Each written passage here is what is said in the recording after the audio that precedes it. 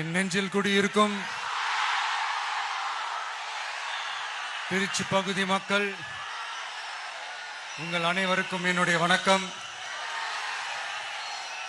எல்லாரும் எப்படி இருக்கிறீங்க? காலையில் எல்லாரும் சாப்பிட்டீங்களா?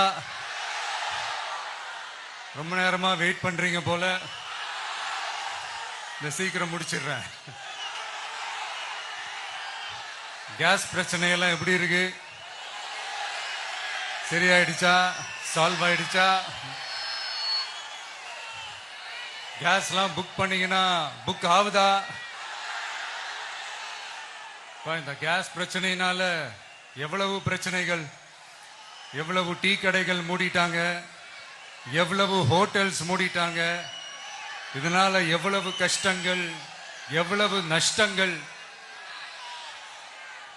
அவங்களாச்சும் கொஞ்சம் உஷாரா இருந்திருந்தாங்கன்னா இந்த கேஸ் தட்டுப்பாடை கொஞ்சம் கண்ட்ரோல் பண்ணிருக்கலாம்.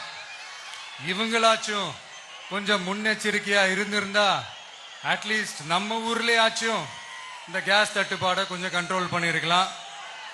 இவங்க 2 பேரும் தான் இதுக்கு காரணம். ஆனா நம்ம ஸ்டாலின் சாரை கேட்டீங்கன்னா நமக்கு அதுக்கும் சம்பந்தமே இல்லையே அப்படின்பாரு. ஆனா அவரு வீட்டுல ஏதாவது ஒரு ரைடுனா, அவரு வீட்டுல ஏதாவது ஒரு பிரச்சனைனா டெல்லிக்கு பறந்து போயிட்டு வருவாரு. இந்த கேஸ் சிலிண்டர் பிரச்சனைக்கு கொஞ்சம் டெல்லிக்கு பறந்து போயிட்டு வரலாம்ல, கொஞ்சம் பிரயோஜனமா வச்சு இருக்கும்ல. கேஸ் சிலிண்டருக்கு மானியமா 100 ரூபாய் தருவேன்னு சொன்னீங்களே, என்ன ஆச்சு? கரும்புக்கு ஆதார விலையா 4000 ரூபாய் தருவேன்னு சொன்னீங்களே, என்ன ஆச்சு? இந்த ரேஷன்ல சர்க்கரை 1 கிலோ எக்ஸ்ட்ரா தருவேன்னு சொன்னீங்களே, என்னாச்சு? ரேஷன்ல உளுந்தம்பருப்பு கொடுப்பேன்னு சொன்னீங்களே, என்னாச்சு?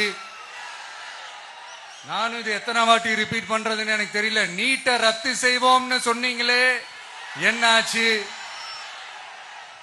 சோ எதெல்லாம் அவரால் செய்ய முடியாதோ அதையெல்லாம் பொய் வாக்குறுதிகளா கொடுத்து ஏமாத்துறது தான் இவருடைய வேலையே. இப்ப அடுத்த செட் ஆஃப் இந்த பொய் வாக்குறுதிகளை ரெடி பண்ணிட்டாரு. அதனால அவரை மாதிரி நாங்க பொய் வாக்குறுதிகள்லாம் கொடுக்க மாட்டோம்.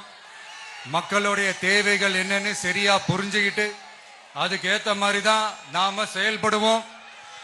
6 சிலிண்டர்கள் தாய்மார்